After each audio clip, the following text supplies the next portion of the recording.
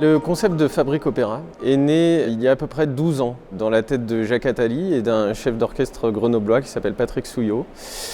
L'idée était de participer au renouvellement du public, à l'élargissement du public de l'opéra, puisque seulement 4% des Français vont à l'opéra, un chiffre qui n'a pas bougé sur les 40 dernières années. Et l'autre versant de cette réflexion était aussi de contribuer à la revalorisation de l'image des filières techniques et professionnelles dans les lycées, puisque la Fabrique Opéra propose des opéras coopératifs.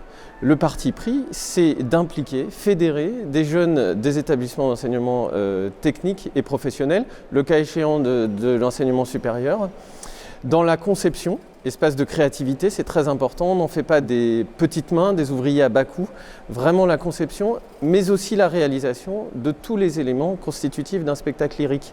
Ce qui se voit, coiffure, maquillage, décor, costume. Et ce qui se voit un peu moins, mais qui n'est pas moins important, des éléments d'organisation, l'accueil du public par exemple, ou la communication.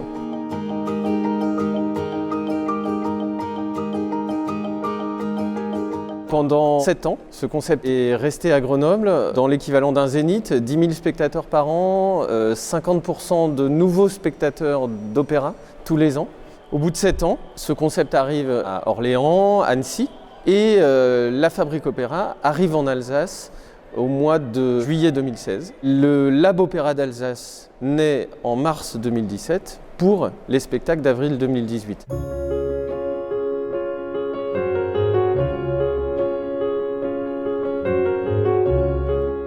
L'un des piliers importants, c'est de sortir l'opéra des salles d'opéra. Parce que, je parlais des 4% de Français au début, qui vont dans ces salles d'opéra, eh bien, il faut aller chercher les 96 autres. Une Fabrique Opéra est domiciliée dans un lieu. Et nous, au mois d'avril, nous jouerons au Parc Expo de Colmar et à l'Éden de Sausheim. Dans tous les opéras, nous avons un système de surtitrage. Eh bien, nous avons, comme nous sortons de ces salles traditionnelles d'opéra, nous n'avons pas ce système. Et donc, avant les scènes importantes, un personnage qui serait encore vivant à la fin de l'opéra, puisqu'en général on meurt à l'opéra, eh bien, ce personnage raconte l'histoire, en français évidemment, pour qu'elle soit comprise des spectateurs.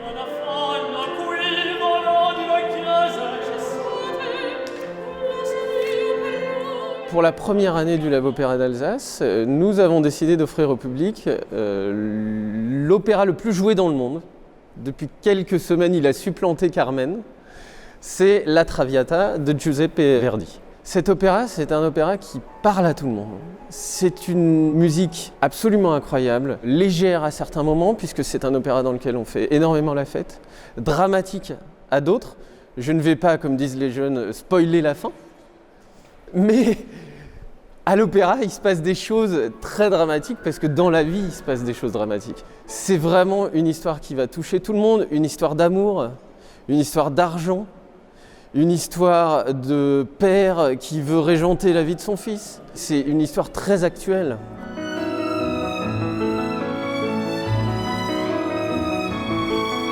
Au premier rang des partenaires, on a le Conservatoire à rayonnement départemental de Colmar. Quand je suis allé voir Hélène Sanglier, la directrice, pour lui proposer le projet de Lab Opéra, effectivement, elle m'a dit « banco ». Là, c'est vraiment la mission du Conservatoire qui est de rayonner. C'est dans le nom. En plus, c'est une aventure assez incroyable pour les élèves qui vont avoir la chance de jouer cet opéra dans une grande salle avec des solistes professionnels recrutés sur audition, 150 candidats venus de l'Europe entière.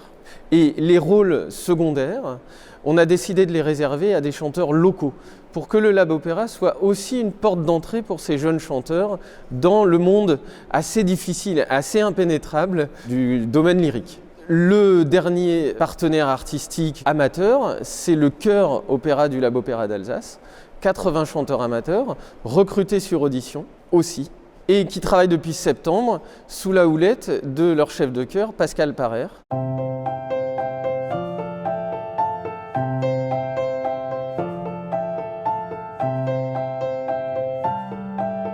L'orchestre travaille depuis septembre et depuis le 16 mars, de manière quotidienne, 6 heures par jour. Les chanteurs travaillent avec Mireille Delunch qui assure la mise en scène, avec Joachim Baumann qui est le pianiste accompagnateur de ces répétitions, avec moi qui suis le chef d'orchestre. Ils travaillent à apprendre, concevoir, mémoriser la mise en scène.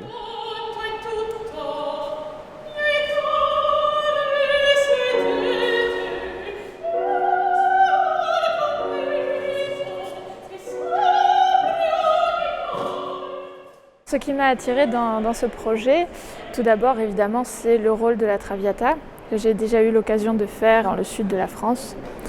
Et c'est un rôle merveilleux que j'avais très envie de reprendre, mais aussi avec le Lab Opéra qui est une formule formidable. C'est sûr qu'il faut être peut-être un peu plus souple, mais au final, humainement, c'est formidable. Bon, c'est vrai qu'on travaille avec des gens qui ne viennent pas du milieu, mais ils ne sont que de bonne volonté et super enthousiastes.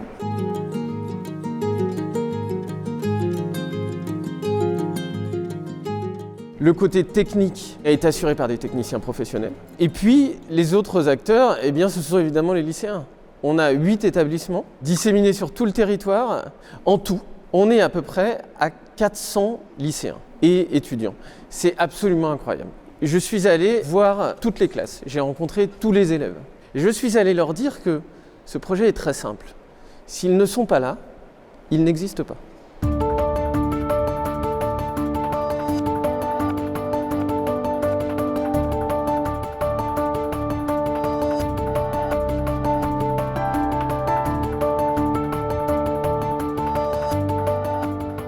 On nous a présenté le projet en nous disant que c'était un opéra coopératif. On nous a dit, on a un projet à vous proposer, c'est de faire les costumes.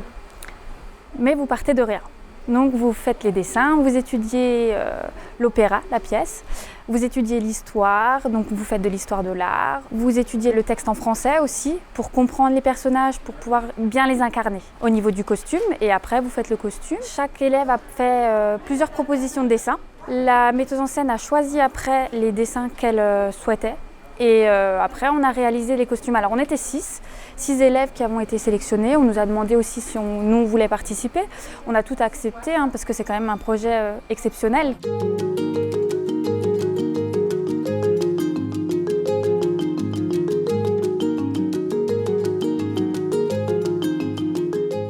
C'est un gros projet. Il y a eu une phase d'excitation au début, une phase un petit peu alanguie vers le mois de janvier. Et là, on est à 3-4 jours de la représentation et là, ça commence à s'exciter vraiment. Ce qui s'est passé aujourd'hui, c'est qu'on a fait l'essayage ultime des derniers costumes avant la représentation. Donc là, c'est les dernières retouches, les derniers détails, les ourlets, les longueurs, les boutons, voir si tout va bien.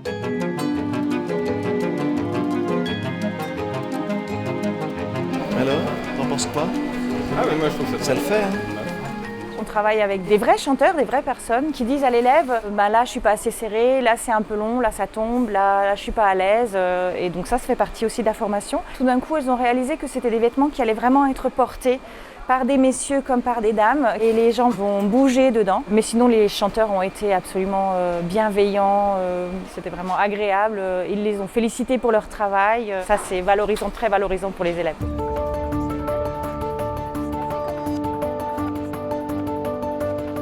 Dans ce projet, on est des professionnels. C'est ça la différence, c'est qu'on n'est pas considéré en tant qu'élève. On n'a pas la marge d'erreur d'un élève. C'est-à-dire qu'aujourd'hui, on travaille pour une metteuse en scène qui est professionnelle. La scène sera devant un public qui attend une qualité. Donc à ce moment-là, vous devez travailler en professionnel. Il faut savoir qu'on a tout un peu travaillé sur chaque costume. Mais après, moi, j'ai un dessin qui a été pris. Et du coup, j'ai fait le costume que j'ai dessiné. L'ensemble bustier-pantalon avec la robe de mariée. Donc là, c'est le Graal un petit peu. J'attends de le voir à la représentation, quoi. Ça vous aide le col ou pas du tout? Ça va, non, il n'est pas trop serré.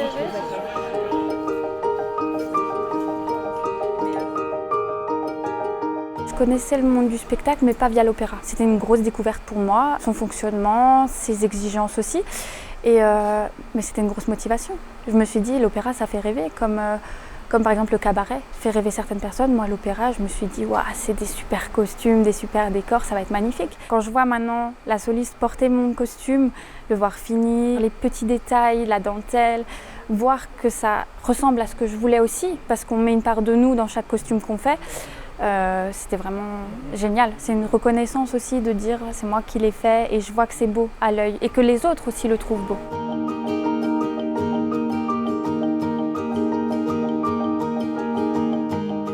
Je suis costumière de formation et ça m'a fait beaucoup de bien de partager ça avec les élèves, de le transmettre, qu'elles voient ce que c'est que le monde du spectacle. C'est encore un autre métier, c'est encore un plus pour elles, une filière dans laquelle elles peuvent s'orienter. Voilà. Et d'ailleurs, on a 2 élèves qui sont passionnés et qui voudraient être costumières de spectacle. Et moi, je suis contente.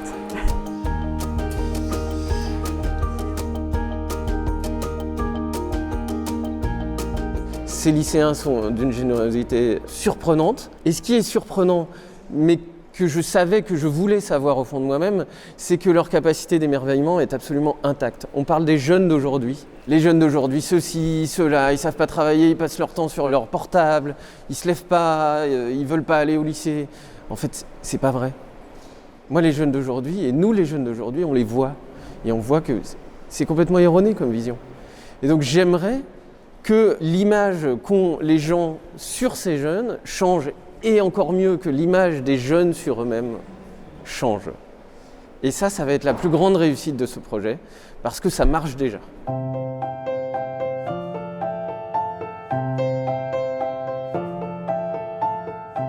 Des structures comme l'Opéra national du Rhin ou la Filature font beaucoup pour la démocratisation. Nous y participons à notre petite échelle, c'est sûr, et c'est nécessaire en nous adressant aux lycéens, mais aussi aux collégiens par l'intermédiaire d'un parcours de découverte de l'opéra. On touche aussi les écoles primaires, on essaie d'aller partout.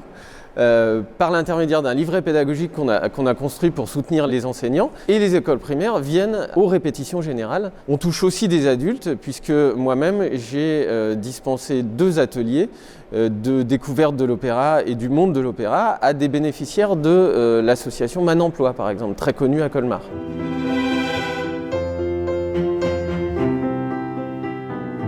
La démocratisation de l'opéra, c'est quelque chose qui m'est très sensible. J'essaye de militer et d'y travailler au quotidien, à faire venir les chanteurs lyriques dans la vie, à les faire sortir des théâtres. C'est pas toujours évident, mais à chaque fois qu'on l'a fait, on a toujours eu des super retours. Et c'est vrai que là, je suis sûre aussi qu'il va y avoir des résultats, que des gens qui vont pas à l'opéra, des jeunes qui ne connaissent absolument pas, vont être enthousiasmés, parce que Traviata, c'est une histoire universelle.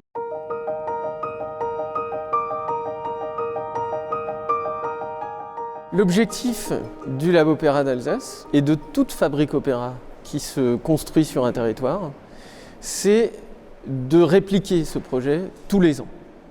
Pourquoi ? Parce qu'on travaille à l'éducation populaire. Et l'éducation populaire, ça ne se fait pas en un an. Ce serait trop facile.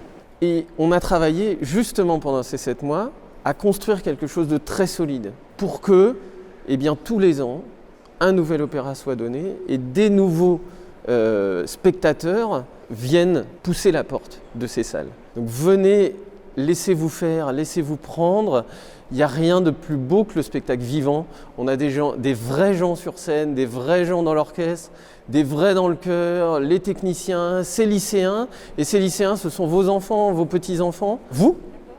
Donc laissez-vous tenter, ça fait pas mal. Il y a juste un seul risque, c'est peut-être, pour moi sûrement, de passer un grand moment, un très bon moment, et d'avoir envie de revenir l'année prochaine.